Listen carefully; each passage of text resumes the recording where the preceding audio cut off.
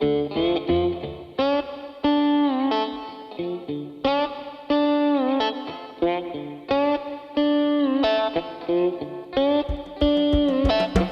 life has nearly killed me. Das páginas que a noite vela, Minificast surge na sua tela.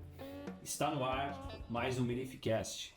Boa noite, senhores. Boa noite.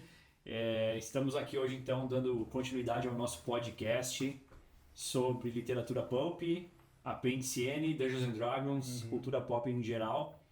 Hoje a gente vai dar continuidade à obra do H.P. Lovecraft, que é referenciado nominalmente como uma das maiores influências pelo Gary Gygax no Apêndice N. E o tema do programa hoje será as grandes raças do Cthulhuverso, onde a gente vai começar abordando o conto Sussurro nas Trevas.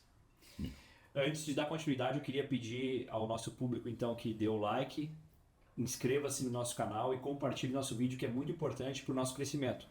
Se vocês gostam do nosso conteúdo, estão gostando da nossa melhoria aqui contínua, hoje a gente está num cenário diferente, por favor, então deem like, compartilhem nosso vídeo e se inscrevam no nosso canal. E aí, senhores, tudo belezinha? Tudo ótimo, tudo tranquilo. Então, assim, dando continuidade aqui à obra do H.P. Lovecraft, eu queria entender um pouquinho melhor, Charles, já que a gente vai começar pelo Sussurro nas Trevas, que momento o Lovecraft estava vivendo quando ele escreveu esse conto? O que acontece na vida dele, mais ou menos, a partir desse conto, um pouquinho antes também? É isso aí, ele vem bem na linha onde é que a gente parou da biografia dele no primeiro episódio. Se não olharam, olhem. Quando ele volta para Providence, ele vai morar lá até o final da vida dele. E vai ser mais cerca de uns 10 anos, por aí. E quando ele volta para Providence, nesse período aí é que vai se dar o grosso da criação pelo qual ele é conhecido, que é justamente esse ciclo cósmico que ele tem, né, do horror cósmico. Então, nessa época é que ele vai compor os grandes contos, e o Sussurro nas Trevas e Uma Sombra Fora do Tempo são alguns, e também Nas Montanhas da Loucura e outros aí, o Cthulhu próprio, que foi o primeiro, né, nessa fase, vão se dar tudo nessa época. Vão se dar todo nesse período aí de cerca de 10 anos, né? Praticamente depois que ele voltou para Providence, ele ficou só em cima da questão do horror cósmico, com exceção do livro A Busca Onírica por Kadaf, que alguns enquadram dentro da linha ali do ciclo dansaniano dele. Porém, ele tem muito dos elementos cósmicos, vai aparecer várias das deidades que tem dentro do mitos, inclusive algumas vão aparecer de maneira muito mais explícita que outras. E sim, a gente vai cobrir também a busca onírica de Kadaf em alguns episódios, né? Antes de tu prosseguir, tu falou ali em ciclo dansaniano. Isso.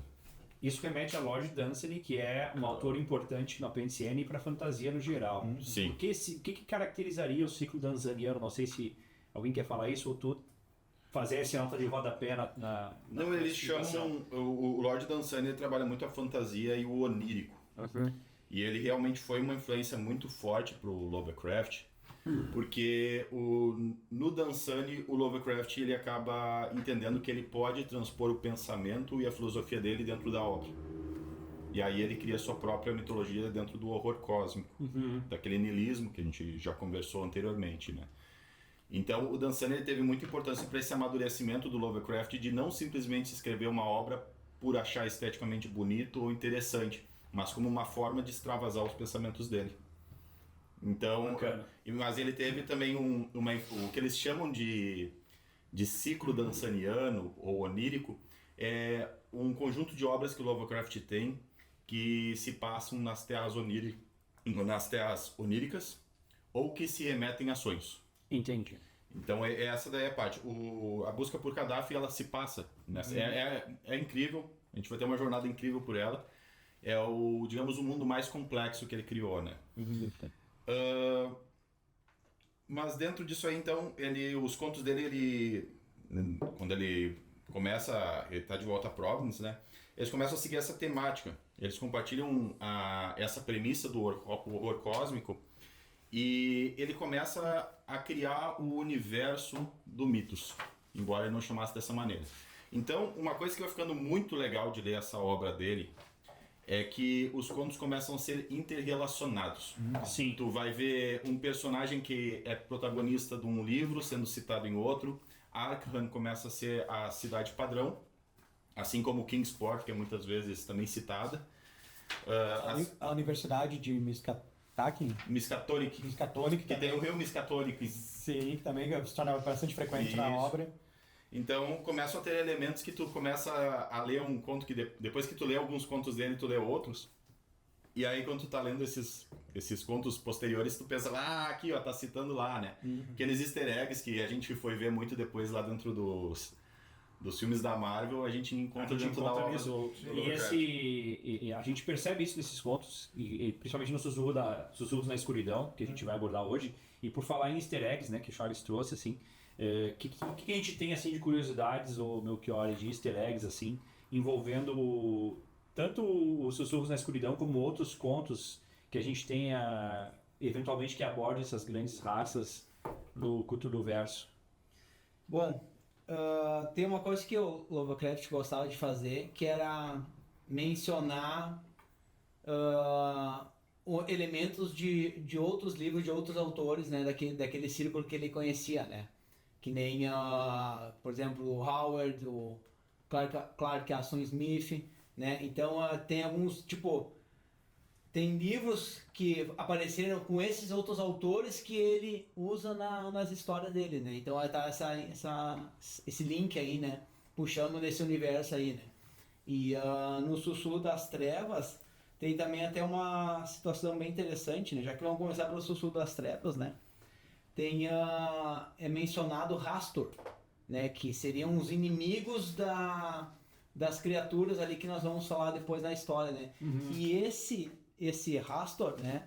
O Hastur, esse símbolo amarelo, é uma criação do Ambrose Bierce, É né? mesmo? E também aparece nos contos do Robert Chambers, que tu tem até o Rei de Amarelo. O Rei de Amarelo. Lá também é mencionado esse personagem, né? Essa cidade, tem alguns personagens, uma cidade, né? Mas o Lovecraft Carcoça, não é? Carcoça. menciona isso aí, né? Puxando dessas outras Rapidamente, olhem, para vocês terem ideia, então, né, da importância do Lovecraft para a cultura pop, a gente vai ter essa questão do Rei de Amarelo e de Carcoça num seriado de grande sucesso muito bom, que é o True Detective. Na primeira temporada, olha, acho que a gente corta essa parte, hein? Não, que o Charles disse que não olhou ainda, tem que olhar. Vergonhoso. Eu também não ia Assistam True Detective, em especial a primeira temporada, é muito boa, e ela basicamente tem um foco nessa questão de Carcoça e o Rei de Amarelo, um culto meio em volta disso aí, dessa situação. É bem Lovecraft, é um seriado bem Lovecraftiano, né? Vale a pena mesmo olhar. Então, assim, tem algum outro... Uma outra referência do Sussurro nas Trevas, né? É um livro do Arthur Machen, né? Assim, Arthur... ele não refere esse autor até, não. Ou ele fala do Arthur C. Clarke agora no... Ele cita, eu acho que ambos. Não, tem um tal... tem essa um parte Arthur, do mas não início, não né? é esse aí, não. Aham, Mas aham. tem três elementos ali num livro dele, né? Que faz parte dos impostores, né, desse Arthur, onde é que tem a Pedra Negra, os sussurros que se ouve, né, na noite, e aquele erudito estudando meio isolado, assim, meio sozinho, né, que a gente encontra, né, num dos personagens ali do Sussurro das Trevas. Esse vai ser essa questão do cara que estuda sozinho, né, Boda? Vai ser um personagem meio que recorrente na obra do Lovecraft, né? Com certeza, não só nessa, como vários em que ele queria... Que é uma característica do Lovecraft na área de ele elaborar os protagonistas deles, é que eles são geralmente personagens ou da área acadêmica, são pesquisadores de alguma forma. Então ele não são personagens do tipo assim, o Indiana Jones propriamente dito, apesar que o próprio Indiana Jones é um arqueólogo. Mas é um arqueólogo bem proativo.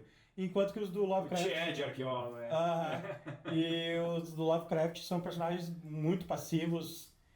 No caso do Sussurro nas Trevas, é um personagem que realmente ele tem uns comportamentos que eu não consideraria como um ser humano normal teria. Sim, considerou meio discrepante, assim.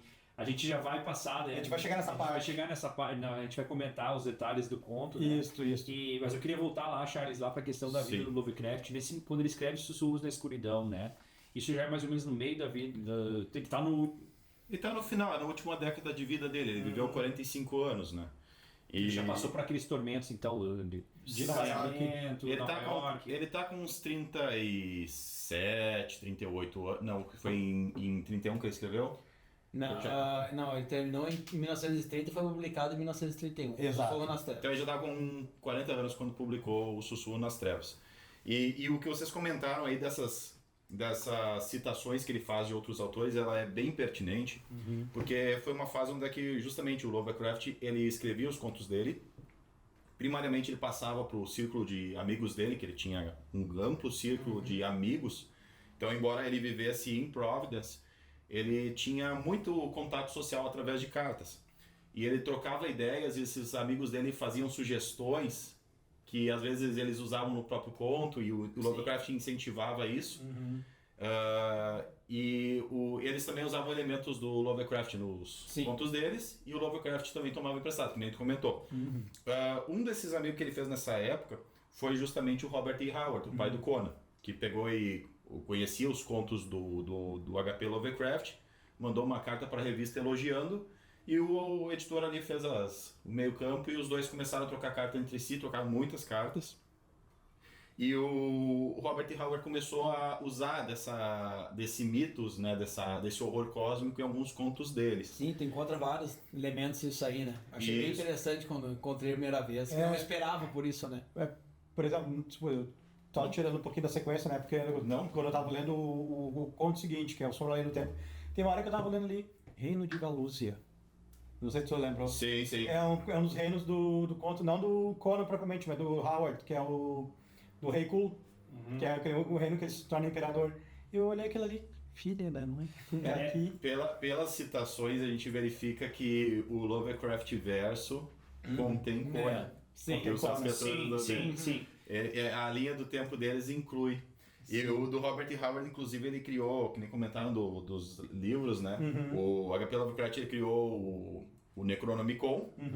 E aí esses amigos deles começaram a criar algumas outras obras também, né? E aí o do Robert E. Howard ele criou, eu não sei falar em alemão, mas são os Cultos Inomináveis, ou também chamado de Livro Negro, que é citado na Sombra Fora do Tempo. O que eu tinha visto é que o Howard tinha criado o nome desse autor, né? E o livro, daí o Lovecraft junto com o cara, o Delarte lá, o Augusto Delarte, criaram esse nome alemão do livro, porque o Lovecraft não sabia Acho que alemão, é Augusto Delarte. Isso. sabia alemão e fizeram essa ligação. Então, o Howard, Augusto Delarte, que também é sequência depois ali para os mitos de Cthulhu, né? Trabalharam junto nessa... Então nesse é o filho dos três. Eu não sabia, eu achava que o Robert E. Howard ele tinha criado esse livro pro conto Crianças da Noite, Filhos da Noite. Sim. Então não sabia desse detalhe. É tem legal. outro também que é citado no Sussurro das Trevas, na Sombra Vinda Fora do Tempo, que é que o Walter Block criou e o Lovecraft deu ajuda para dar um nome latim ali. Não é aqueles os manuscritos pinóticos? Não, é um outro, um primeiro, o Pinótico é citado mais tarde. Entendi. E daí no próprio Na Sombra Fora do Tempo, daí também tem um do Clark Aston Smith, também criado, citado ali, utilizado por Lovecraft. Bom, a gente vê então todos esses elementos de outros autores que a gente encontra nos Sussurros falo Sussurros na Escuridão, O meu é porque Nas Trevas também. na minha edição light da Martin Claret, que eu já descobri que é a versão light, algumas coisas são são bem light, mas inclusive mudaram aqui o nome a tradução, né? Colocaram Sussurros na Escuridão. E no original é Darkness, né? Whisper Darkness. The Dark. Isso aí. Então eu acho que o mais próprio, desculpa aí, Martin Claret, mas Sussurro nas Trevas é bem mais legal. Dá pra dizer assim, Origem. é o principal momento da vida de escritor do H.P. Lovecraft, quando sai esse conto. Com certeza. Esse daí, ele tá mais maduro do que nunca, né? Então agora ele cria com uma ideia de transpassar, e essa ideia de passar as ideias dele, ele declarou. Não é uma coisa assim, ele estava querendo representar e interpretações posteriores. Não, ele fala que a ideia dele é passar o pensamento dele através da sua escrita, né? Só que uma coisa triste, de certa maneira, é que apesar de ser o melhor momento autoral dele, ele foi gradativamente perdendo o espaço dentro das revistas pulps. Porque o pessoal considerava os contos dele muito longos, com pouca ação. Então, ou eles não aceitavam os contos por conta disso, ou aceitavam e picotavam, modificavam, deixavam o Lovecraft louco da vida.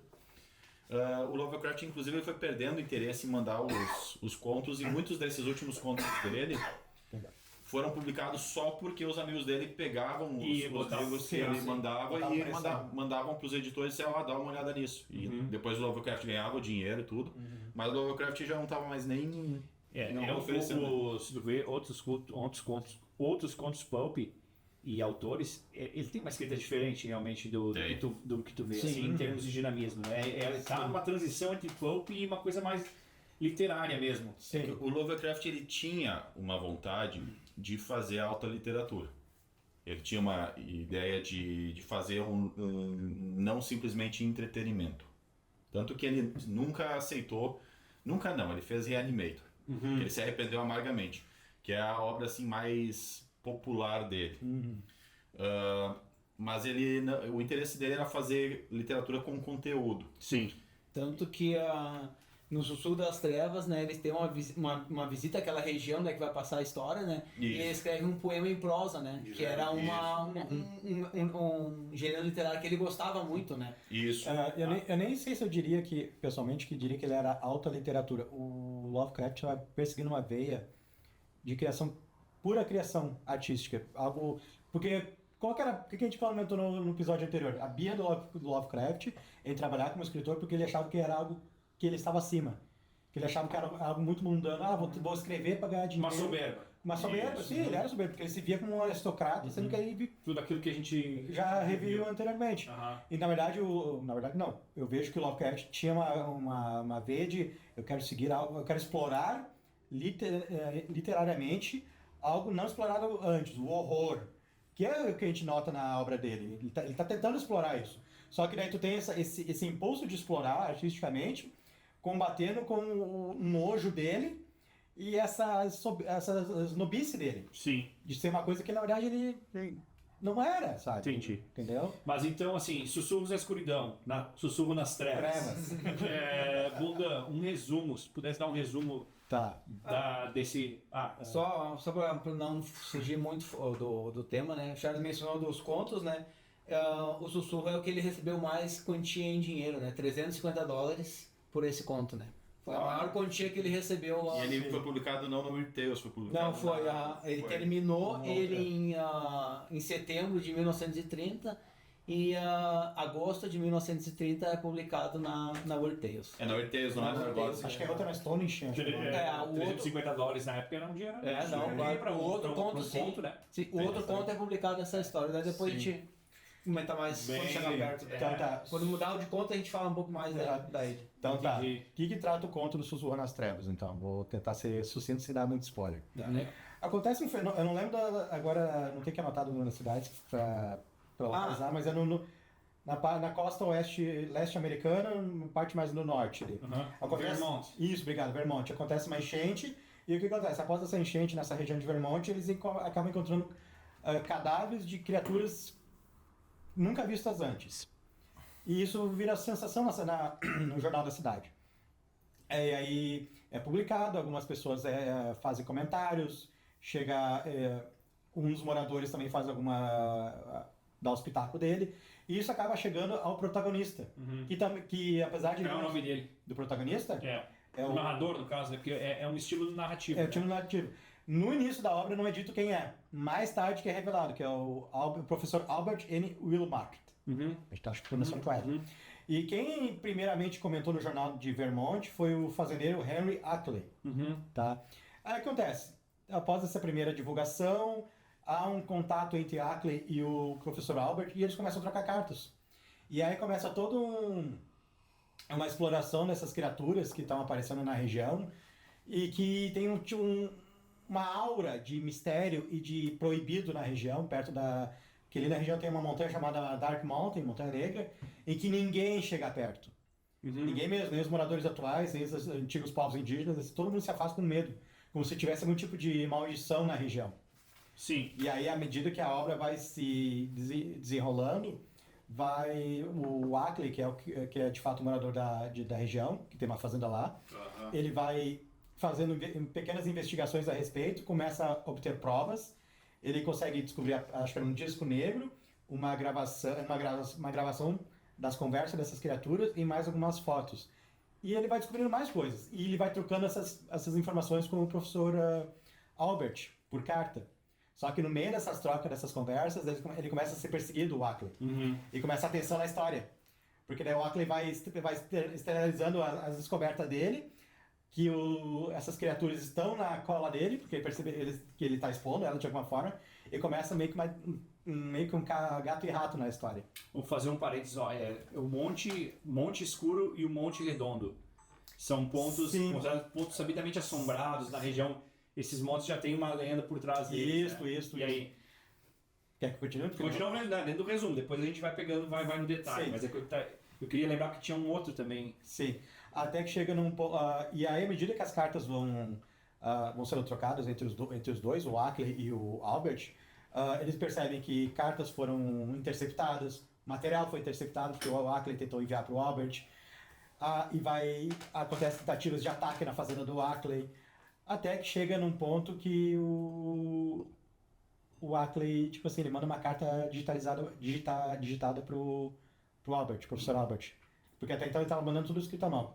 E tu vê no relato menciona a escrita do Ackley vai ficando mais errática, mais nervosa, mais desesperadora. Sim. E tu vai ficando desesperado junto, porque tu tá vendo que a coisa tá escalando. E aí quando ele manda aquela carta digitada datilografada pro Albert, é outra pessoa. Sim. A personalidade muda. Sim, inclusive toma uma decisão estúpida que quando eu li, eu pensei, a gente vai chegar no detalhe, mas eu pensei, não, cara, eu não faria isso.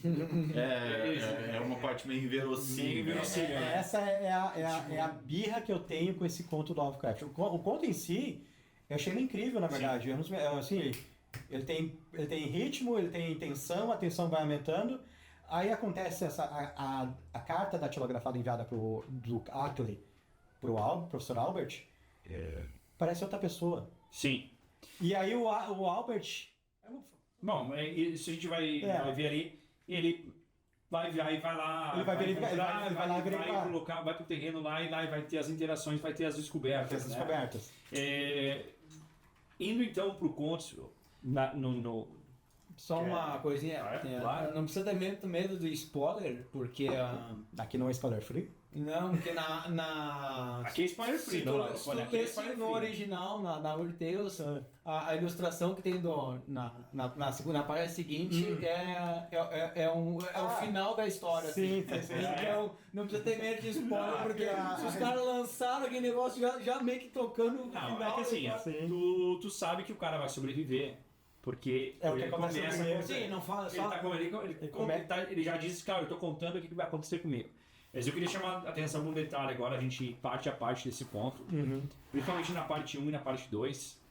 O que eu mais gostei foi porque ali ele já traz uma carga pesada do Cthulhu Verso, com o nome de várias entidades, criaturas. Ele explora muito mais as entidades. E ali... Dá uns objetivos para ela também. Ele traça todo um lore ali dessas entidades. E ele traz uma questão interessante da historicidade das mitologias. Dentro do universo dele, não é com a mitologia, aquela que fundou as civilizações, como algo falso. Sim. Não, elas têm uma má... As pessoas, digamos, a história oficial teria uma má interpretação do que são as mitologias. Sim. E essas nossas mitologias, egípcia, grega, enfim, elas teriam historicidade e seriam influenciadas por esses mitos de Cthulhu aí, que sobrepõem ela. E ele traz... um elemento bem erudito, assim, porque são conhecimentos, claro, a gente sabe, nós estamos aqui hoje, mais acesso à informação, Mas eu penso assim, pro cara que era leitor de pulp, uma pessoa sem muito estudo, Década de 30? década de 30, Imagina. não são conhecimentos, assim... Do público em geral. Do público em geral, né? Que um norme teria, né? Sim. E aí já vem um pouco também essa veia que não é tão popular do Lovecraft, porque ele procura dar uma verossimilhança histórica, trazendo detalhe. Isso foi o que mais me chamou a atenção na parte 1 e na parte 2. Ele traz, ele aqui, ele já vai dar bem o que é o mundo dele. Sim. Que tem essas criaturas que vivem entre nós já há bastante tempo, e depois, a partir do 3, é que ele vai entrar mais no drama do conto propriamente dito. O que vocês têm a dizer isso aí, né? Desculpa. Não, bem esse ponto. No momento, no início das trocas de conversa, das trocas de carta entre o Ackley e o Albert, o professor Albert, é que há essa investigação por parte do Albert, porque na verdade o Albert ele é um professor de... Acho que ele De folclore. De folclore. Não, mas ele tem um emprego formal de professor, mas é uma coisa desconexa, e a parte do folclore é uma coisa paralela dele. E aí, à medida que o Ackley vai compartilhando as informações e as investigações, o Albert vai complementando com o próprio estudo particular dele que ele faz na cidade onde ele mora. E lembrando que logo no início, o Albert, o que acontece? Tem aquelas publicações das criaturas, que elas são bem bizarras, né? São descritas como uma espécie de crustáceo. Homem caranguejo, parece. Um homem caranguejo com asas de inseto e tudo. Só que o corpo dessas criaturas, ele se desmancha, ele se esvai e não fica nenhuma prova. Resquício, né, disso. Então, a grande polêmica inicial é justamente se aquilo é verdade ou não Você não consegue provar. E então daí começa a ter uma discussão de é verdade, não é verdade, e o Albert ele entra na discussão dizendo que aquilo ali era que o pessoal estava confundindo lendas indígenas antigas com algum corpo que devia ter sido destroçado pelas enchentes ou coisas do tipo. Até que o fazendeiro Ackley. O Ackley, ele manda uma carta dizendo, olha, tu tá falando umas coisas aí, mas tu não sabe, cara. Eu sou aqui da região e eu tenho provas de que esses bichos existem e eu vou te passar. E logo de cara o cara não acredita muito nisso, né? Aí que o Ackley começa a jornada dele de coletar provas. Gravações de áudio, fotografia, a descoberta do disco, que ele também consegue levantar junto com a investigação dele. Por isso que ele começa a ser visado pelas próprias criaturas e aí elas começam a ir atrás dele. E elas inventam várias armadilhas para tentar pegar ele, isolar ele cortando os fios de telefone, derrubando árvores no caminho dele. Troca um tiro, ele dá tiro nelas, os cachorros. Sim, ele mata uma ou duas, se não me engano. E outro ponto, para dar essa verossimilhança ali que eu estou falando ali, que é bem legal também, que a própria história se passa numa região real, né? O vilarejo ali é um lugar real que ele existe mesmo esse Battle War? Isso, Battle War. Ele existe, né? Ele passou um tempo lá e a coluna de jornal que os dois protagonistas se trocam as cartas, ela existe também. Também é uma coluna do jornal realmente que circula na cidade. Isso aí até cabe uma nota de rodapé, que tu falou que ele passou um tempo nessa cidade. Porque realmente o Lovecraft, depois que ele voltou para Providence, ele não ficou preso lá dentro. Uma, 2 vezes por ano ele costumava fazer uma viagem pela costa leste ali dos Estados Unidos, que ele gostava muito de arquitetura e das cidades coloniais.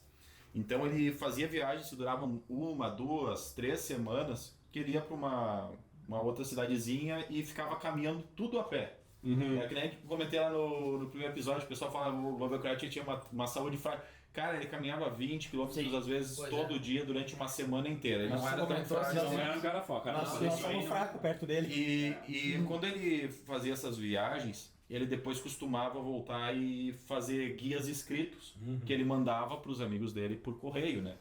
E nesse conto aqui ele inclusive usa uma parte desses escritos. E da minha parte eu até acho que esse conto tem algumas das descrições mais bonitas do Lovecraft, né? Que nem aqui tem até uma parte que eu até marquei. Se vocês permitirem que eu até coloque. Vai lá. Que é ele descrevendo a paisagem, né? Vai lá. Além disso, havia um elemento de beleza cósmica estranhamente tranquilizadora na paisagem hipnótica, através da qual escalávamos e mergulhávamos fantasticamente. O tempo ali se perdia nos labirintos que deixávamos para trás. E à nossa volta se estendiam apenas as ondas fluorescentes de beleza férica e recapturadas pelos séculos perdidos. Cara, isso aqui eu anotei porque não parece Bonito, um cara que tá falando de horror cósmico. Sim, É bem poético e bonitinho, né? Mas continuando aqui, ó. Venerando os arvoredos, pastagem intactas bordejadas de alegres flores outonais e vastos intervalos das pequenas casas marrons de fazendas aninhadas entre as imensas árvores na base de precipícios verticais de urzes e relvas perfumadas. Até a luz do sol assumia um fascínio superior, como se uma atmosfera ou emanação espacial cobrisse toda a região. Então aqui ele realmente ele escreveu uma coisa que na verdade ele viu, né, quando ele visitou ali a cidade, né? Sim. Por isso que as inscrições aqui são tão vivas, óbvio, que ele dá o tom poético também para a Sim. coisa, né? Então esse daí é um suspiro eu que não tava tem no procurando o meio. trecho pra achar aqui pra ver se tinha alguma adulteração, né? Se ela tava light, pra ver se ela tava light. Sim, né? É na Não, parte não. 4. Ah, não, se os caras amenizaram isso, por favor, Vamos né? ver aqui, ó. Vamos ver aqui, ó. Não, mas eu tenho esse trecho. Vamos ver como é que ficou aqui. Acredito que esse é o trecho, tá? Além disso, havia um elemento estranhamente calmante de beleza cósmica na paisagem hipnótica pela qual nós subíamos e descíamos numa viagem fantástica. O tempo se perdera nos labirintos atrás de nós, e à nossa volta se estendiam apenas as ondas fluorescentes de feérica e fantástica beleza recapturada de séculos desaparecidos. Os bosques grisalhos, as perfeitas pastagens emolduradas por alegres flores outonais e, a grandes intervalos, os pequenos ranchos castanhos que se acomodavam em meio a enormes árvores sob precipícios verticais com flagrantes roseiras bravas e relva cobrindo as colinas. Até a luz do sol assumia um encanto sublime, como se alguma atmosfera ou exalação especial cobrisse a região toda. Aí vocês vejam qual que vocês gostaram mais. É o mesmo trecho, né? Mas Tem algumas vezes. Sim. Mas vocês veem o que vocês gostaram mais, escolham. A versão light ou a hardcore. Deixa nos comentários ali pra O que vocês preferiam. Ah, Né? comenta aí. Da Martin Claret, nós vamos fazer uma competição. Da Martin Claret, esse aqui, ó. Os grandes. Qual é? Mostra o teu aí. Esse daqui é da editora Fronteira. é que o conceito dentro dessa... Mas o melhor, se o meu cara ler o dele, provavelmente vai ser ainda melhor. Vai ser o Google de. Esse aí é o do tradutor Guilherme, universal aí, do O oficial do... Considera mesmo? É o Guilherme da Silva Braga, Aí, meu, aqui, ó, Na pra quarta gente ver. parte, na né? quarta Na página. quarta parte, tu já vou ver qual o parágrafo, acho que não tem diferença, né? Já. Vamos. Bah, mas aí vai ser aqui. Vai ser no primeiro, segundo, terceiro, quarto, quinto, sexto, sétimo, oitavo. Depois da 4, pra mim aqui são décimo, 4 páginas. 11, 12, 13, 14. No 15º parágrafo, eu acho, do Cabeça Quarto. 15º ou 16º? Esse tu achar. Aqui tu tá no Tô aqui na quarta. quarto. Aqui tá no quarto, tá? Aí conta 15 parágrafos aí, vai estar aproximadamente. Tu vai encontrar aí. Ah, tá. Mas enquanto o meu cara Sim, procura sim. ali, vamos continuar. Que na verdade isso aqui a gente acabou adiantando, né? Peço desculpa aí. Não, mas a gente tá indo. Mas- Porque ali agora não tem forma, né? Eu tava colocando ali, o que eu vi ali no 1 e no 2, que eu achava interessante aquela parte. E ali eu peguei muitas referências que vão ser utilizadas depois em outras obras, em filmes e no próprio D&D, que eu vou dar um comentário breve depois. Aí no 3 eles já começam a vir essas revelações, na parte 3 começam a vir as revelações Sim. maiores, e na parte 4, que indica que ele decide partir, De visitar o Atlas. que ele toma uma decisão estúpida. O que o cara diz lá? Ele fala o seguinte, esses seres não são nada do que eu pensava, eles são amigos, eles vão nos ensinar muita coisa. Totalmente conciliador. São uma carta conciliadora, tipo assim, o cara mudou a percepção dele dessas criaturas da noite pro dia sem muita explicação. E chama ele pra vir e traz todas as provas que eu te mandei. E o que o Albert faz? E o que ele faz? E o cara vai. Proposta aceita. Não, e sabe o que mais me deixou irritado? Em nenhum momento ele questiona. Não questiona, não avisa ninguém. Não só não questiona, eu digo o seguinte, ele tava por várias semanas trocando cartas com o Ackley, e o Ackley tava informando a situação dele na fazenda, que ele tava começando a sofrer atentados, que ele teve 2 tiroteios dentro da fazenda. Então, tipo assim, e as cartas que o Ackley mandava, cada vez mais erráticas, tipo assim, escrevendo nervosamente, com medo, perigando ter que fugir ou ser morto. Eu não quero ser da minha fazenda, da minha família, porque eu tô aqui há gerações. Mas isso Essa é a primeira coisa que me irritou nesse conto.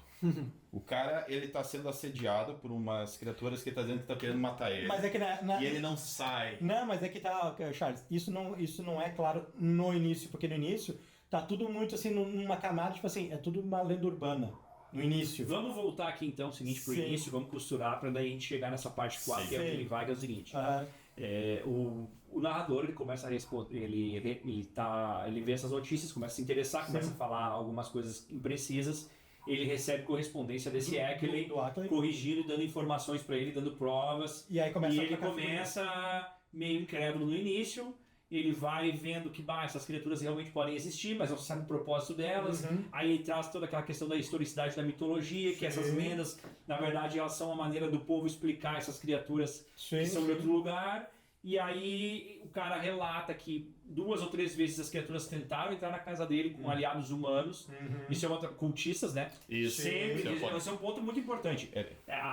Existem, sem os colaboradores, o estrangeiro não consegue. Né? Não consegue. Tem o elemento colaborador humano ali na região para também reforçar essas lendas, para manter as pessoas afastadas. Eles viveriam nas colinas das cavernas fazendo sabe-se lá o quê, e atividades deles ali estariam ligadas a monumentos antigos e rituais, Sim. cavernas, coisas ali.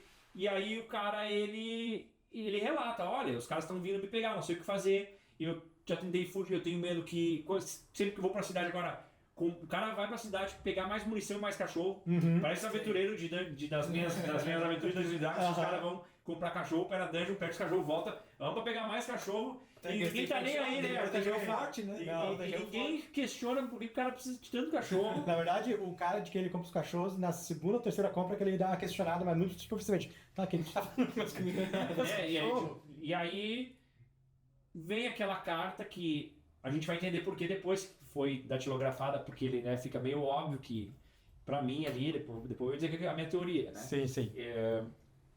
O cara resolve, não, eu vou partir pra lá pra ver o que tá, pra fazer amizade com essas criaturas. Sim, é que o que acontece, né? Quando começa o início da troca de correspondência entre o Ackley e o Albert, que nem eu comentei, era aquela fase meio assim, lenda urbana.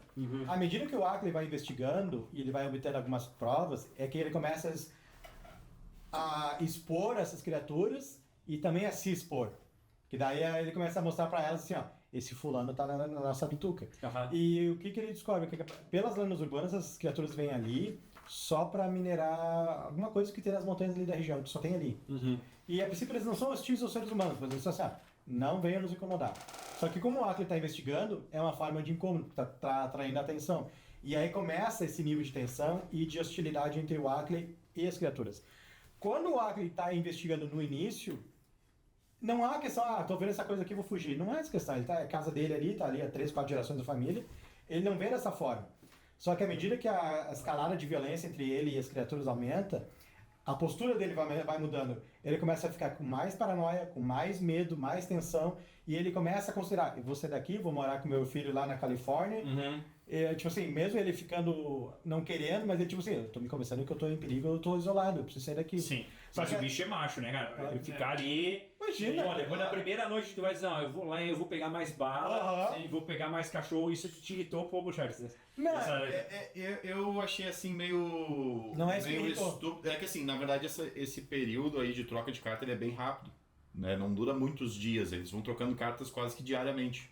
Vai ser O bem... serviço do correio É muito bom. Top, mas né? assim, ele vai mandando carta dia após dia ali assim. Acho que é quase uma por semana. E vai indo, mas realmente vai acontecendo muito. Vai acontecendo muitas coisas que o cara, ele foi atacado, cortaram a linha telefônica dele, mataram os cachorros, deram um tiro no carro Derrubaram dele. um tronco E ainda assim, ele volta pra casa. Né? sim. Então, mas eu até entendo isso como uma parte da personalidade do próprio Lovecraft, que era muito apegado também à terra dele. Ele pensou assim, o que ele faria? Eu acho que Não, sim. E eu acho que essa questão dele. eu acho que nesse ponto o Ackley, ele é convincente, porque eu imagino que um americano habitual, ainda mais dessa época, cara, isso aqui Não ia arredar. Aqui aqui é o meu chão da minha família, eu posso falar quantas gerações, é que nem era fazer. Yellowstone, É que nem Yellowstone, os caras lá, 200 anos, acho que vão simplesmente, vou pegar minhas coisas e vou embora. Ele não conseguia, né? Ele falou isso muitas vezes. Eu queria sair, mas não consigo. Eu Não, mas- pego esse lugar. Ele apega, a casa, mas assim, que ele nasceu, né? nas primeiras... E é uma casa de gerações. Né? Get out of my damn property. Exatamente, bem nessa vibe. Então, essa reação do Ackley, pra mim, não é fora do que eu esperaria até mesmo de um americano daquela época. Muito defensivo do seu pedaço de chão. É quando a carta datilografada é recebida pelo Albert, ele lê as instruções da A carta. cara tá datilografada e com um tom diferente, né? É outra pessoa. É, aí E o cara- o Albert olha aquela carta assim, e eu, tipo assim, se eu fosse o Albert naquela posição, quem é essa pessoa? que Tá, o está- cara foi porque ele precisava. É aquela coisa podre assim, ó. E o cara foi porque precisava ir pra terminar a história. Foi isso aí. Exato, isso faz... Isso aí. Não, o Lovecraft, nesse ponto, ele poderia ter fundamentado melhor nas reações do Sabe o que personagem. ele poderia ter feito? O cara decidido ir lá ajudar por um ímpeto voluntarioso. Assim. Pô, vou lá, parou de vir correspondência, cara, vou lá ver o que aconteceu. Chega lá, acha o cara naquela condição. Sim, Tanto que, na verdade, o cara, o Albert menciona várias vezes assim, que ia lá dar uma ajudada, Sim, né? tipo, Pra convencer ali. Ele até tem uma resposta. Só que, tipo assim, se eu fosse o Albert naquele momento, tipo assim, algo aconteceu com o Ackley. Este que digitou essa carta não é o Ackley. Sabe? Mas será que também não é algo assim, ó, pensando aqui, tá? Ele não é uma crítica do Lovecraft a essa curiosidade dos acadêmicos, porque lembra, a gente também tem essa questão do horror cósmico, que a gente falou lá no episódio anterior, como meio que uma coisa que o Lovecraft ele é meio cético em relação a esses avanços que está se fazendo, essas descobertas, ele vê isso com muito pessimismo. E aí o que seduz o cara para ir lá ajudar e tomar uma decisão de ir é justamente essa promessa de que não, vai ser tudo bom, maravilhoso, e agora vai ter conhecimento. Será que não... Pessoal pensando aqui, será que não seria isso uma característica do personagem se deixar seduzir por essa promessa do que necessariamente tomar uma atitude que qualquer um de nós tomaria, uma pessoa normal tomaria? Seria... É uma coisa assim, não, eu estou seduzido pela proposta de conhecimento... E aí, claro, ele vai chegar lá e vai se deparar com um horror, que aí ele... Sim, que eu acho muito legal, que é o seguinte, os caras são tudo da ciência, e aí, só que os caras aí começam a ver tudo como um profano, blasfemo, maligno, né? Dão adjetivos, assim, da questão do mundo espiritual, Sim, né? mais teológico. E... Mas Tem que precisar, eu acho que não. É que o problema é o seguinte, é que pra ir pra Eu tô passando pano aqui, Bruno. não, Tu tem tem- sim. tu- Eu acho que tem sentido. Tem sentido isso aí? Mas Não, eu acho que não. Hã? É o quê? Hein? Eu- Hã? Ah, vocês pegaram aí, hein? É o quê? Não, não é. Não? O que é? Eu gostou dessa figura, né? Por que eu não acho que isso cola, pelo menos pra mim, Arthur, meu querido? Porque teve toda uma série de troca de cartas anterior a essa decisão de ir lá na fazenda do Acre pra ajudar ele, que conta uma outra história. Que conta dá um outro tom pra... Há uma crescente de perigo que está combinando para que aconteça uma desgraça. Isso. E cada vez está mais evidente isso e de repente muda tudo. Tá muito fake ali. né? E o que deixa mais É muito inverossível fake, Quando a é ca- porque houve cartas que foram interceptadas. Isso. Houve Provas que foram interceptadas. Houve É manipulações, verdade. existia toda uma descrição de que havia agentes humanos que estavam fazendo essas coisas, então... O Robert não tá isolado do problema do Ackley, apesar de estar longe. Ele tá quase que no meio do furacão, mesmo que fisicamente ele não seja E outra, se presente. os caras eram amiguinhos, por que tinham atitudes hostis no início, né? E também tem o aspecto inverossímil É. de pedir todas as provas junto. Não, isso aí foi o que, né? Porque se até fosse o seguinte, pá, eu tô curioso pra saber como é que tá o cara, Aham. mas então eu vou deixar isso aqui Pô, no deixar lugar seguro, uma coisa assim, né? Vou avisar alguém, apoiando lá. Pô. Mas daí ok, ele pega Mas e Ele vai vai pra lá, ele Vermont. chega lá, ele vai pra Vermont. E aí, Ele vai pra Vermont. aí ele chega lá, tem um cara estranho lá, tipo um tropeço lá. Um dos Então, assim, a gente tava falando, né, Das grandes raças. das grandes raças. E aí, Charles? Então, essa aqui, como a gente falou, é os Migos, né, que habitam nos lugares ermos. Migo do Que são Himalaia. criaturas vindas do espaço, novamente, e que já chegaram aqui na Terra há muito tempo. Dizem antes, eles, né? Antes da época do próprio Cthulhu. Dizem eles, né? E eles veneram algumas daquelas criaturas dos mitos. Que aí Isso. é o Shub-Niggurath. Tem aqui, eles têm numa gravação, eles estão fazendo uma espécie de culto, e aí tem a voz de um homem erudito, Isso. Sim. a voz de um homem erudito, que é o mordomo lá. isso, que é o tropeço lá, em que ele fala que é o Senhor da Floresta, o grande Cthulhu, Satogwa, que é o Frog God, e aquele que não deve ser nomeado, e o bode negro da floresta. Amigo, bode negro da floresta, Shub-Niggurath. Bode negro da floresta, cara, pode ser do bem? É o quê? Cara, mas aí é que entra daí a discussão, porque pro Lovecraft não existe essa questão de bem e mal. Essas criaturas, elas são um ser que não estão nem aí pros seres humanos. E então, na verdade, essa raça aí, elas entendem que o ser humano, elas não podem fazer nada contra elas. Tanto que os antagonistas deles não são humanos. O Lovecraft, ele despreza o ser humano aqui a ponto de que esses migos, eles têm um inimigo, mas que não são os seres humanos. Sim. São os servos, se eu não me engano, de Nyarlathotep. Isso é uma briga ali de outras... É outra de categoria. raças de outras potestades. Agora tem uma coisa, né, cara? Pra quem não tá nem aí pros seres humanos, os caras fazem um trabalhão pra assumir com os acadêmicos, né? Mas aí é que tá, cara. A gente vai entrar nessa questão aí logo, né? Então, essa raça, ela se apresenta como altamente tecnológica, com um domínio incrível em cima de cirurgias plásticas e também com mecanismos. Aliás, é muito engraçado ver mecanismos avançados daquela época, que é sempre um troço vintage, muito tri, né? Então tem os cilindros ali de preservação. Tipo Júlio Verne, assim, né? Sim. E esses seres então vêm pra terra pra minerar, e eles tem uma guerra cósmica, digamos aí, com os servos de Nyarlathotep. E através da tecnologia deles, eles conseguem preservar os seres humanos, extraindo os cérebros dele e guardando dentro de jarros. Que daí através nesses jarros eles podem conectar umas extensões ali, uns hardware, que daí vai ter sensor que simula os olhos ou a voz. Ouvido também, né? É ouvido também. Ouvido. São 3, né? E quando a pessoa quer, eles podem construir um novo corpo para eles e colocar. Dado que apresenta no livro, é bem factível isso que eles estão falando. Né? Que eles realmente têm esse domínio. E essa arrebatação de humanos que eles fariam seria realmente num sentido de buscar mais conhecimento, alguma coisa nesse sentido. Porque eles falam que vários humanos já foram e tudo, e tu tem vários cilindros ali embaixo, né? Não, eles fazem um teste, né? Eles mostram, né? Eles pegam o cilindro, tem um cilindro que fala, né? Isso, tem um cilindro que fala, exatamente. Que até o próprio, acho que o Ackley dá uma orientação pro Albert Albert conectar, né? pra pegar um cilindro da estante, botar numa máquina que está em cima da escrivaninha do Ackley, ele dá a instrução de liga aqui os conectores, gira os botões, e aí o Albert começa a conversar com o cérebro em cima da mesa. Eu nem lembro se o cara se identifica ou não, acho que não.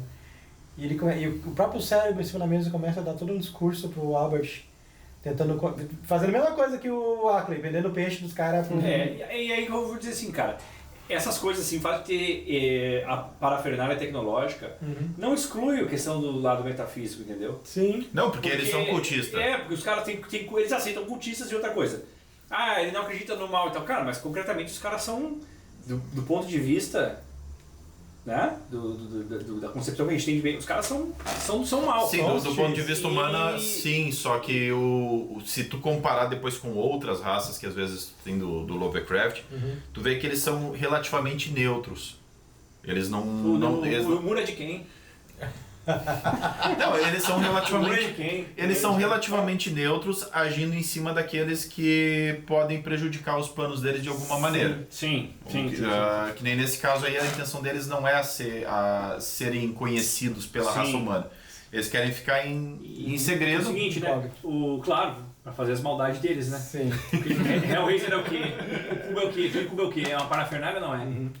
É ciência ou não é? Hein? É o quê? Sim. Né? Então, existe eu faço essa coisa. provocação porque só pra irritar o pessoal mesmo, assim, pra ver os caras batendo a cabeça no teclado, assim. Tô trazendo essa provocação mesmo, porque é sempre a mesma visãozinha, né, que o pessoal tem do... Não digo tosco, mas sempre a visão é fazer aqui um contraditório aqui, uma provocação. Vamos pensar um pouquinho, né? Não, e o que é interessante dessas criaturas é que além delas terem o corpo diferente, que são tipo um crustáceo com asas de inseto, elas também têm elementos de fungo, tanto que elas são conhecidas como os fungos de Yugoth. Então elas são criaturas de fungo com uma aparência de crustáceo e asas de inseto. Tu vê que é uma mistura, né? Como uma tentativa de copiar alguma coisa que não deu certo. Pois é, mas e daí tem mais um fator interessante que a gente comentou, que as criaturas do Lovecraft ao longo do tempo começam a ficar bem diferente e aliens, né? Essas criaturas nem sequer elas são da mesma matéria. A matéria delas não está na mesma vibração que a nossa matéria. É bolha. Por isso que eles não conseguem ser fotografados direito. Sim, ou quando o Ackley mata uma delas nos combates na fazenda. Elas desaparecem. Elas dissolvem, Sim, não consegue guardar o corpo. não consegue guardar o corpo. Mas elas possuem uma sociedade bem complexa. New Goth, que é um posto avançado deles.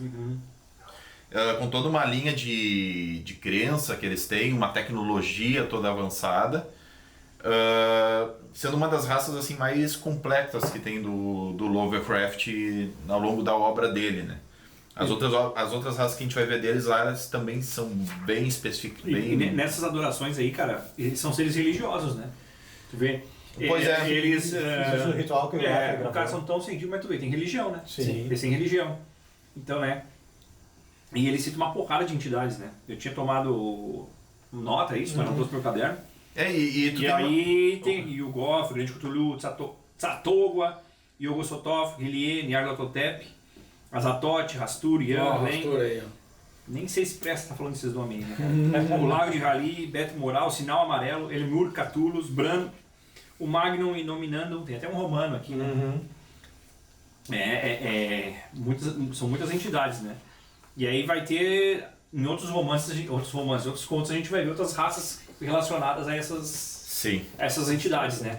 Bom, aqui tem já o Cthulhu mencionado no nosso primeiro episódio, né? O Hyliene, lá também a cidade, né? E lá no primeiro episódio, o Cthulhu é referenciado como um grande sacerdote. Sim. E eu acho que E teria coisas acima dele ainda. acima eu acho que o Shibu Nigurath já é mencionado no Acho que sim também.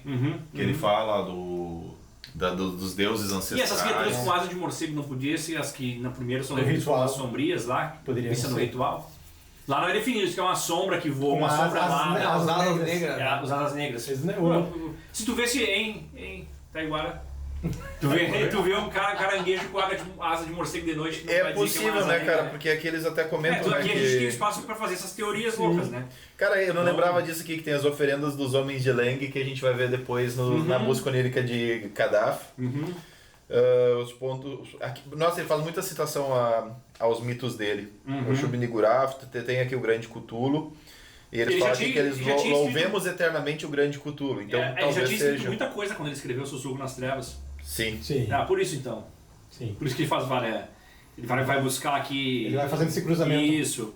Porque a parte 1 e a parte 2 é praticamente introduzindo isso aqui, né? Sim. A gente tá falando hoje das grandes raças, mas esse conto que caberia bem num episódio falando sobre o universo, né, Charles? Sim. Sim. Né? E aí tá no final, não sei se a gente podemos ir lá na parte final que ele tá. Bom, enfim, as criaturas então fazem o convite pra que o cara... Chegam pro cara e dizem na boa. Cara, quer que a gente arranque teu cérebro e põe dentro de uma lata Tu vai viver pra tu viver pra sempre e viajar pelo espaço? Isso é o quê? Hein? E o cara E o Albert pensa fez- assim, não quero essa merda, cara. O Albert fica meio assim. Aí ele começa essas coisas blasfemas, malignas, Daí ele se né? apavora, né? E aí ele vai pro quarto, e aí lá no quarto o pessoal acha que ele tá dormindo, que ele foi drogado. Inclusive deve estar no quarto dele, né? E aí ele escuta uma discussão lá embaixo.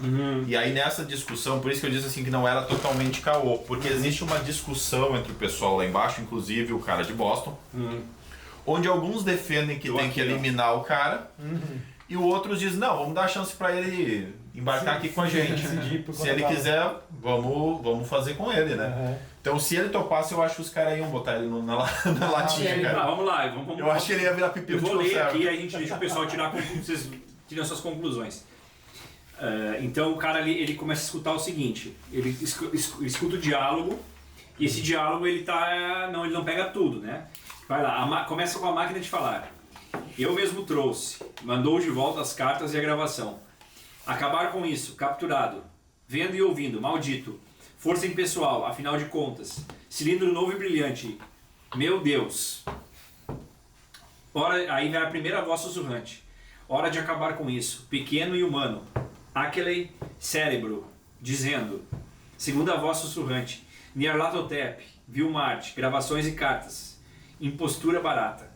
Noies. O tropeço, né? Palavra ou nome impronunciável, possivelmente Ngaktum. Inofensivo. Paz. Algumas semanas. Teatral. Disse isso a você antes. Primeira voz sussurrante. Razão alguma. Plano original. Efeitos. Noyes pode vigiar o Monte Redondo. Cilindro novo. Carro de Noyes. Nós. Bem, todo seu. Aqui embaixo. Descanso. Lugar. Várias vozes simultaneamente em conversa incompreensível. Muitas passadas, inclusive as peculiares tropélias. Um curioso som de bater de asas. Som automóvel sendo ligado e se afastando em silêncio. Não tem nada deles cogitando levar ele pra lugar nenhum aqui. Na verdade, estão só decidindo se vão passar ele ou não. O que pareceu pra mim é isso. Se vão passar ou vão contar uma história pra ele e deixar ele quieto.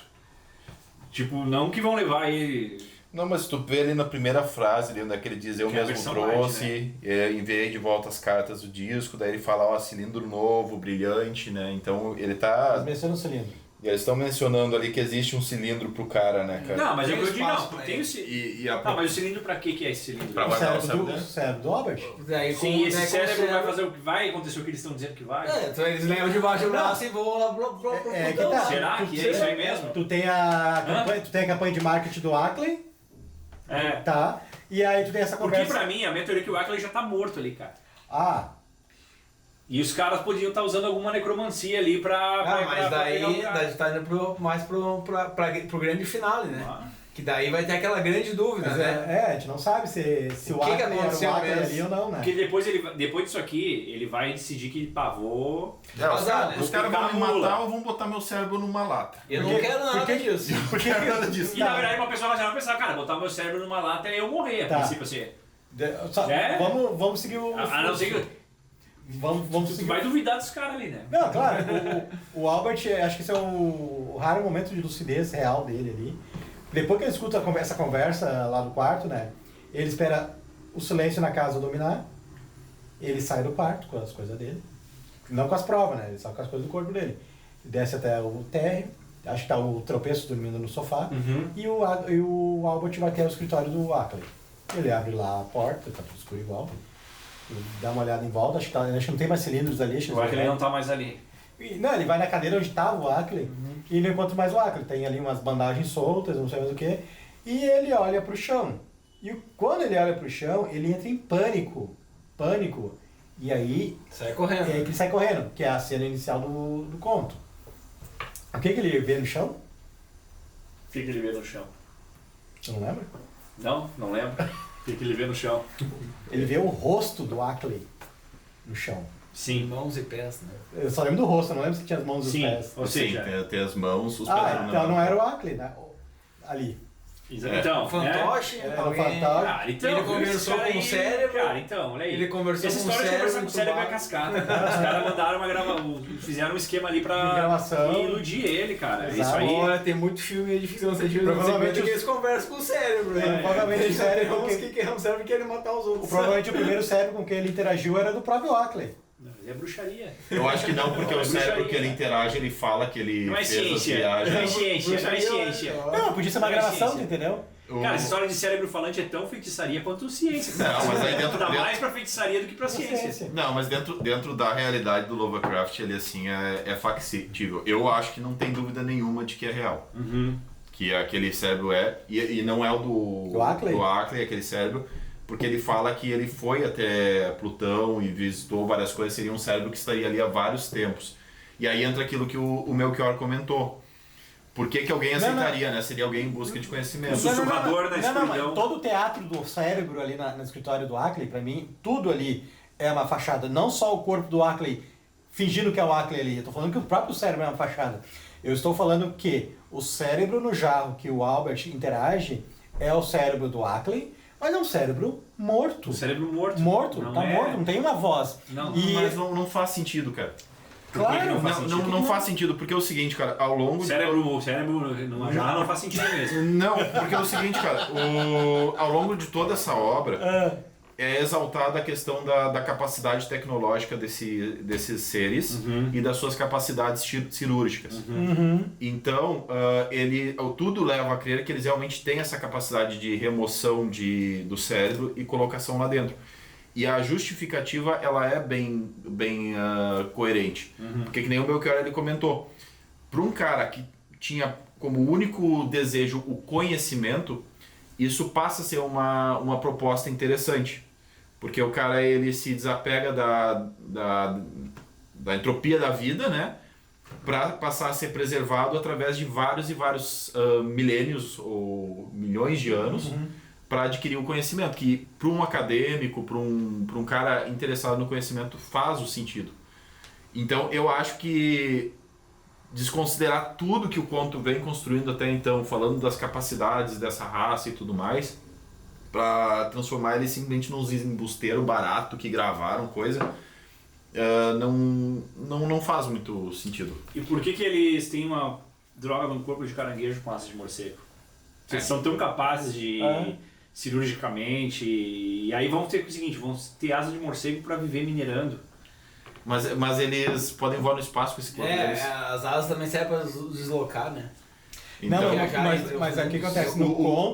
No conto é afirmado que as asas não têm utilidade no nosso mundo. Tanto que eles são meio tosco voando aqui. Exatamente, eles são bem toscos voando. Então, se eu tenho esse nível avançadíssimo de intervenção cirúrgica...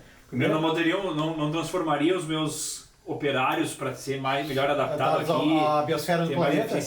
É tudo teoria, né? A gente vale tudo, né? Tudo teorizar, né? Sim, mas Então, faz sentido. Se eu tenho esse recurso avançadíssimo, que é barato como fósforo numa caixa, cara, o sussurrador da escuridão, O seu não seria odor. tão barato, porque pode ser que eles consigam remover, mas também não é assim também fácil botar o cérebro. Então, eles não são tudo aquilo que eles afirmam. É mais feitiço. Não, assim, Não, eu mas acho que sim. remover o Eu cérebro acho que e eles botar fazem. já, Eu acho que eles fazem. Não, acho que eles fazem as proezas, mas não é isso que eles dizem que é.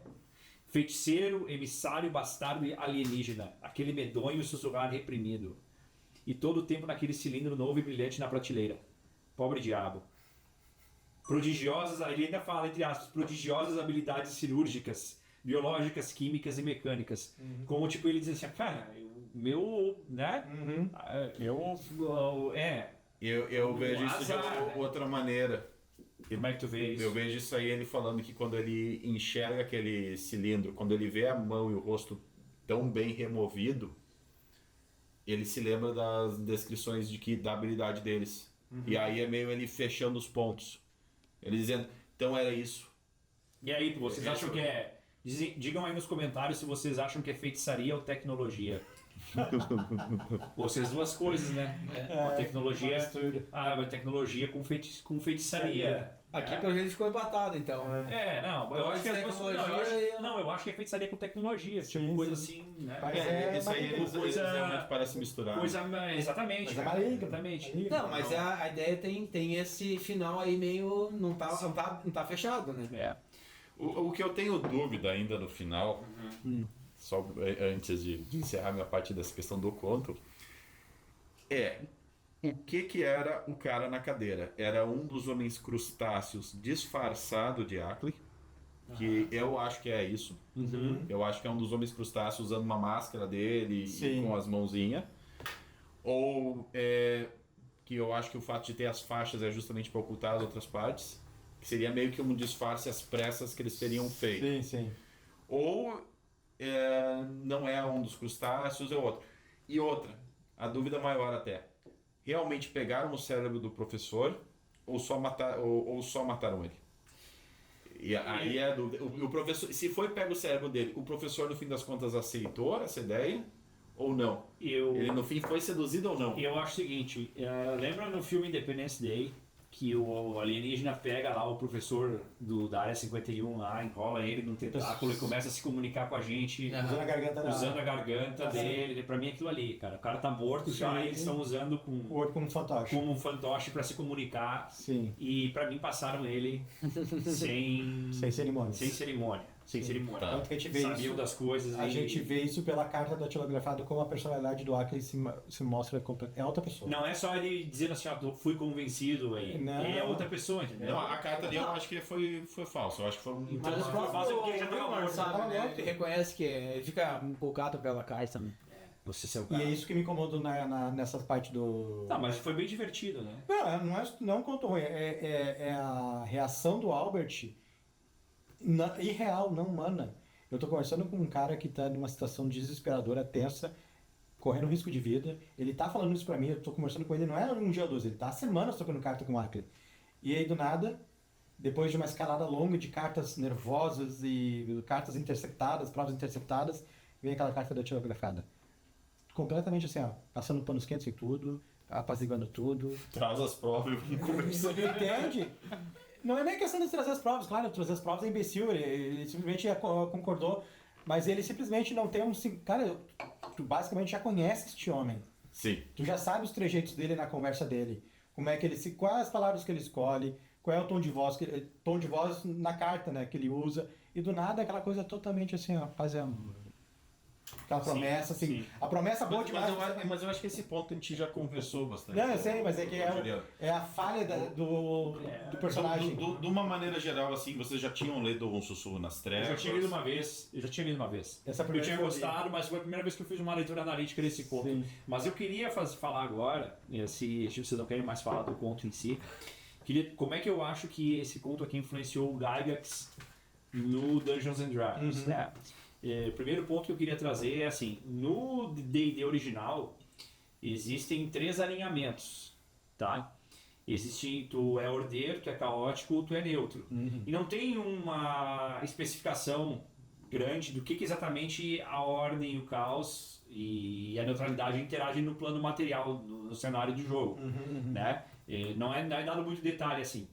Depois, no Advanced Dungeons and Dragons, que no livro do mestre vai sair o apêndice N, que o Gygax ele vai expandir, a campanha dele, digamos assim, são as regras caseiras, que ele expande esses 3 alinhamentos para os 9.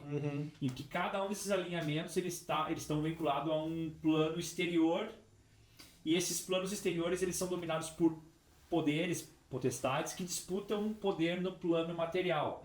Então tu tem lá os planos ordeiros e bons, com criaturas ordeiras e boas, que têm seus agentes aqui no plano material, assim, por sua vez, o ordeiro e mal, o caótico e mal, o caótico e bom, e assim por diante. E eu acho que esse bando de entidades aqui de planos exteriores, com agentes da Terra, tendo algum conflito aqui, eu acho que isso foi um dos... Mas não, a questão do alinhamento do Gygax, originalmente, ordem, neutralidade e causa, é do Paul Anderson e um pouco do Elric. Mas essa parte de ir para os 9 alinhamentos e expandir para planos exteriores, né, nominar assim, eu acho que pega um pouco aqui desse conto, pode ter também dado ideia para ele. Sim. Tá? Com esses cultistas e essas várias entidades. Sim, mesmo que não nominalmente, mas no tom. No tom, exatamente, tá? Outras questões aqui, quando refere, ele tem um deus... Sua toga? O Deus Sapo Demônio. Esse é o Dave Arneson. Quando lançou o D&D original, saiu o suplemento 1, que era do Gygax, regras da campanha do Gygax, e o suplemento 2 eram as regras de campanha do Dave Arneson. E aí, além de novas classes e monstros, ele trouxe ali um cenário de aventura que era o Temple of the Frog, que eram vários cultistas, uma região meio pantanosa, tem uma região meio parecida assim com o Nordeste dos Estados Unidos lá, em que teriam monges esquisitos que adorariam um deus sapo demoníaco ali. E aí claro, eu não lembro, talvez a gente vai ler outros contos que vai aparecer esse nome, e talvez tenha sido desse outro conto que apareceu primeiro, mas é referido aqui. Então eu tô pegando referências que tem nesse conto. Sim, sim. Então tem esse Temple of Frog também.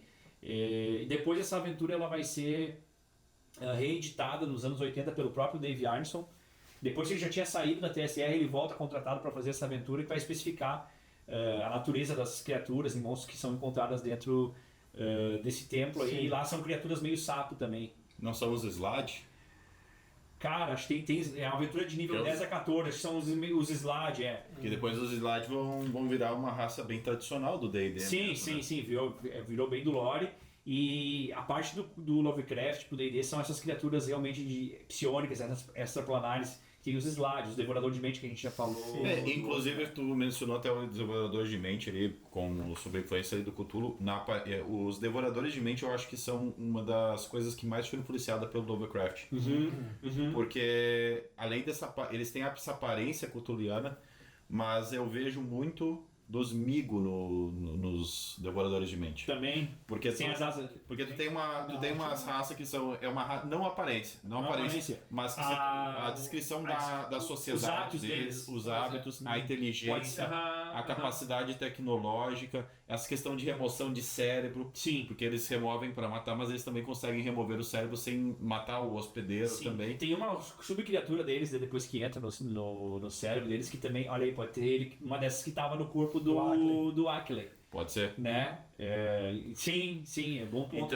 Então eu acho que os Devoradores de Mente, eles bebem muito da obra do Lovecraft. Então, tendo aparência meio Sim. tuliana, mas com hábitos muito semelhantes a esses do Migo.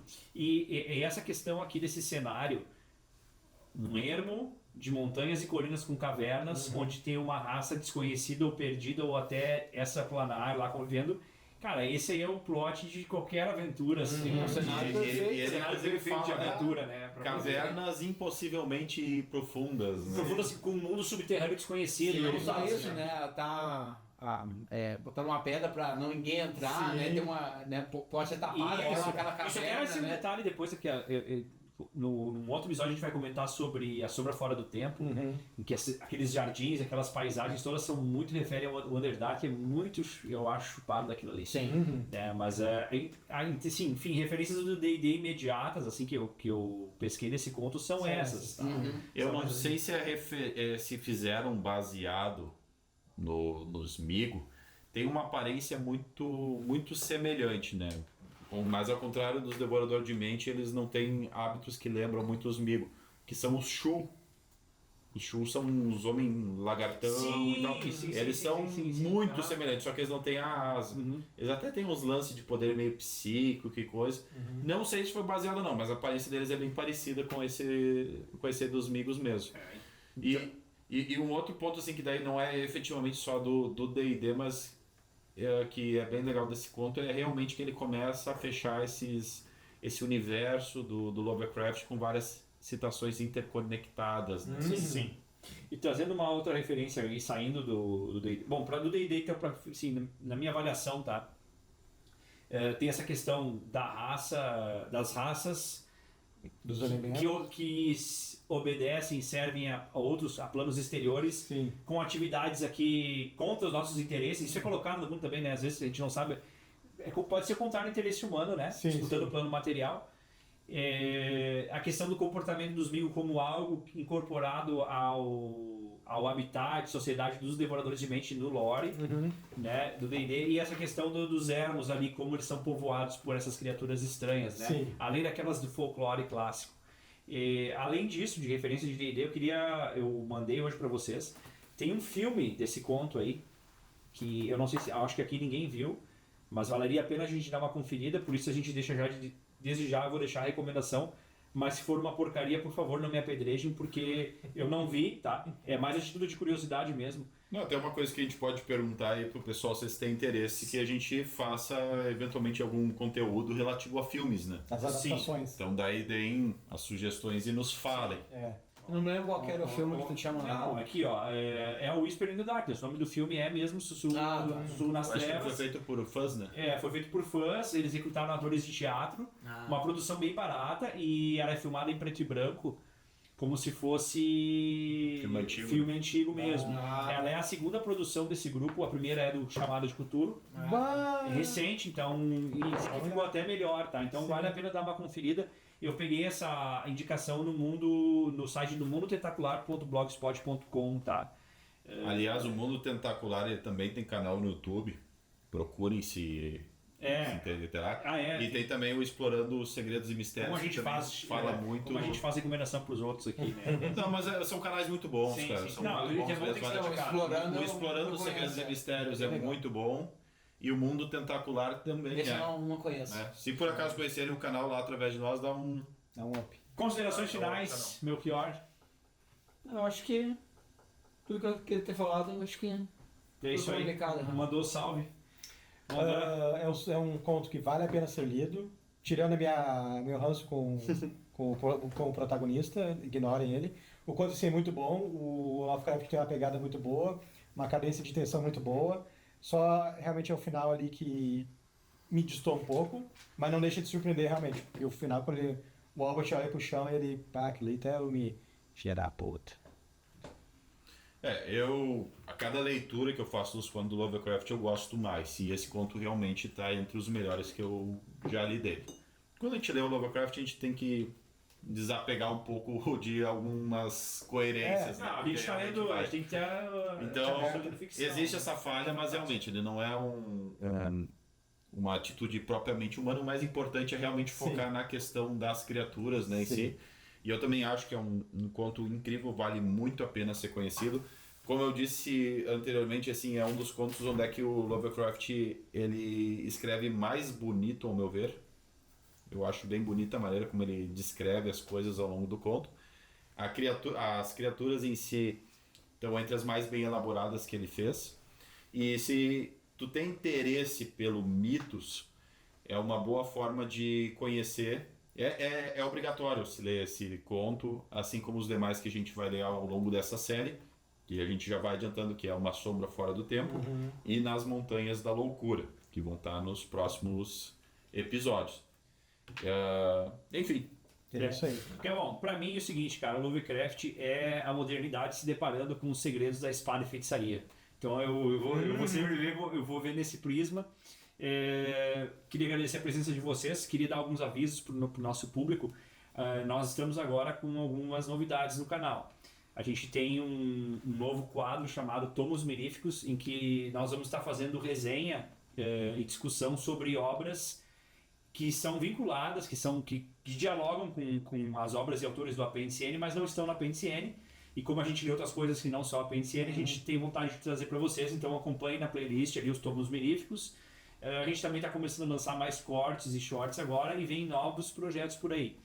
Quero pedir para vocês então que deem like, se inscrevam no nosso canal e compartilhem nossos vídeos. E aí agradecemos. E cliquem no sininho. E cliquem no sininho, muito importante, ó. A voz do galo aqui. O nosso grande galo. Né? Cliquem no sininho aí para receber todas as nossas notificações. Certo, gente? Certíssimo. Obrigado, então. Valeu. Obrigado. Boa noite.